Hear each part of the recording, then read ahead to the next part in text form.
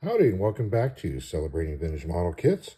We're continuing B-29 week with another wood kit, this time from Testors. This kit was produced in 1946 and is in 1/72nd scale, and it is kit number 555. So Testors is well known as being a maker of glues and paints, adhesives, all kinds of chemical stuff. They were formed in the 1920s, and we're doing pretty well with that. And when World War II started, there were a lot of restrictions on the materials that they were able to get a hold of, and that put a serious crimp in their side as far as being able to sell product. So they decided, hey, well, what can we do? We can get some wood, and so let's dabble into wood kits so we can keep the company afloat. So they made their first kit in 1942, which was a B-17E, and that was kit number 500. But then there was a fire at the factory that burned, the top floors, and along with the fire and all the water that was used, it trashed, all kinds of stuff that they had there. So that was a big setback for them. So they weren't really able to get producing kits again until towards the end of the war. Hence this particular kit here coming out in 1946. So the factory was rebuilt and they started production again. They also, I was able to find one other kit from this time period in 1946 of a C-54 Skymaster, and that was kit number 505. And then it appears that they may have made just post-war a DC-4 in American Airlines flagship colors, and that was kit number 510. So not a lot of actual kit production from them. Of course, Testors would go on later to acquire Hawk and rebrand some of their kits, first, as a co-branding with Hawk and Testors, and then later on as just Testors only. Testors acquired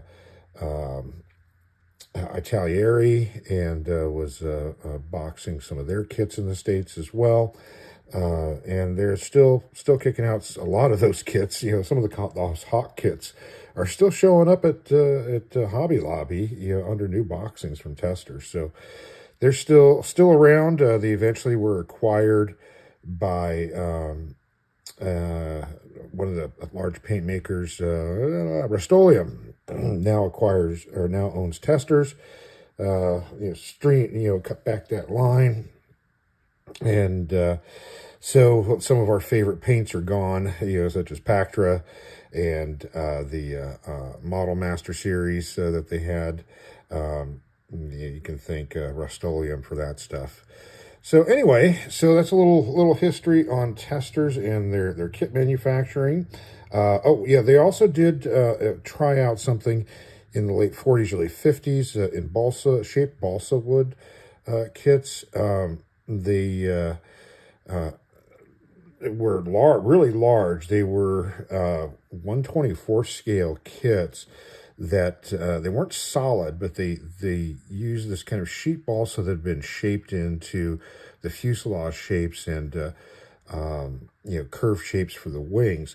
They weren't flying models as far as I can tell. They appear to be just static models, but they were really big. And they produced a MiG-15 and an F-86 that I was able to find online. My dad recalls making one of those, but it was a Douglas Skyrocket. I was not able to source any information on that, but he distinctly remembers it being that Testors one, and the fuselage being that shaped stuff. So I'll include some images of these other Testors kits at the end of the video for you, so you can see what those look like. So let's take a look at our kit here. We've got the typical red, yellow, and blue being utilized in the boxing. Popular colors for kits for sure. We've got a very simple artwork of the B-29, little stylized. I mean, that's a really long skinny tail there. The foreshortening's a little off on it, but it certainly pops off there, especially with this B-29 Superfortress. It looks like the title of of a 30 serial, being blazed across there. And we've got the 1/72nd scale here, all parts shaped and ready for assembly. Side of the box, we got Testors address and some information about what they're doing with it. Using all pre-carved wood here to make it easy for assembly. Easiest, fastest, most satisfying way to assemble. And then this side, we've got same information, same address again, nothing new. And then this one here's got our kit number. And this end is similar as well. So we will open up and take a look at what we got inside.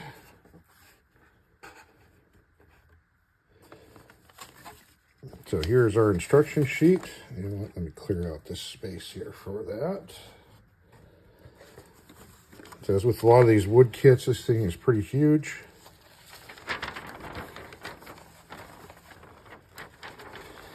But compared to the sheet that we just saw from the previous kit, it's not quite as nice as far as presenting the aircraft.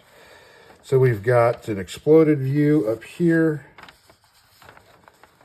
Then we've got some plan views here showing some of the shaping. A little bit of information with the 3 view down here of the B-29. And then step-by-step instructions utilizing photographs. So lots of sanding. And the final image is what your plane's going to look like when it's complete. And as you can see, there are no propellers, there are no little detail pieces other than just the little nubs for the turrets. So Testors just kind of leaving a lot of that to the imagination. Kind of similar in actuality, it's kind of similar to what a recognition model would have been. And being this is 72nd scale, I wouldn't be surprised if that's what they were thinking of when they made this. So we've also got, as far as inserts, we've got thing here for missing parts, our inspector number. Here's our markings. These are not decals, these are just printed straight onto paper, so you'd cut these out and glue them on, or lacquer them on, or dope them on, or shellac them on, or however you would put those on. And then we've got a packet of wood filler, which is unopened. And then they gave you various grades of sandpaper. So these here were for the heavy work. There's a wood stick in there that these would get glued onto. And then the more finer finishing paper. And now, unlike the previous kit, which was all in balsa wood, this one's all in hardwood. So we've got our pre-carved, shaped fuselage, which is much nicer finished than the other one. We've got holes cut out for the turrets and the blisters. And this one utilizes kind of a similar idea, since it's a mid-wing aircraft, but instead of the other one where it was coming from the top, this one's coming from the bottom, which is nice because you need kind of seam lining. It's going to be on the bottom, so that's a little bit better design. And you've actually got, shaping to the tail like the previous kit did not have. So there's our fuselage. And then here are our wings. Nice big piece of wood here. These do have an airfoil shape to them, but not completely finished. So this is kind of flat on the front, flat on the back edge. But at least, a big part of it's going as compared to the previous kit, which was just a plain old flat slab of balsa. So there's one, here's the other. This one's got a knot right in the middle there, which is kind of unfortunate. And then here we have our tail. Now this is just a flat slab of wood, so you do need to do some shaping on this one. Here's the insert for underneath. Oops. And here's our tail. Our tail is another flat slab, although it does have slight cutout for the rudder and then kind of where the tail gunner's position would be. But you'd have to do quite a bit of shaping on that.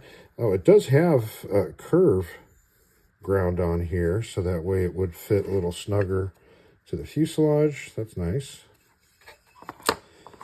And then here are our engine nacelles.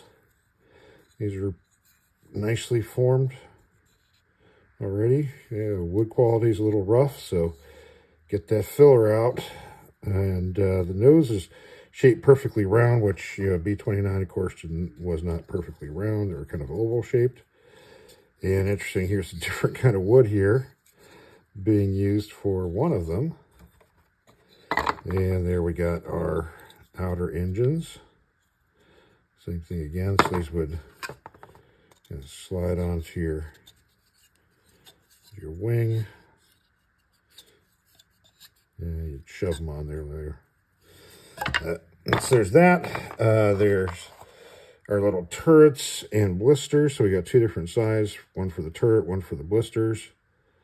Yeah, these are pretty rough pieces here. So you definitely need to get some filler going on those. So there you have it. So not a whole lot, no additional pieces such as landing gear, props, you know, anything else.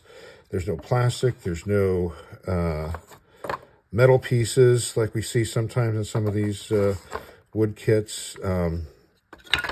Not much additional stuff at all. So fairly simple kit. Although, you know, much nicer start than the previous one. Now, I do have a second one of these kits that had been started. So I'm going to show you, you know, what it kind of looks like once it gets going. So this one here does have some sanding and shaping has been kind of done to it. So here's our fuselage that you can see is much smoother and it's got more shaping being done. So like here's a comparison of the nose and here's the tail.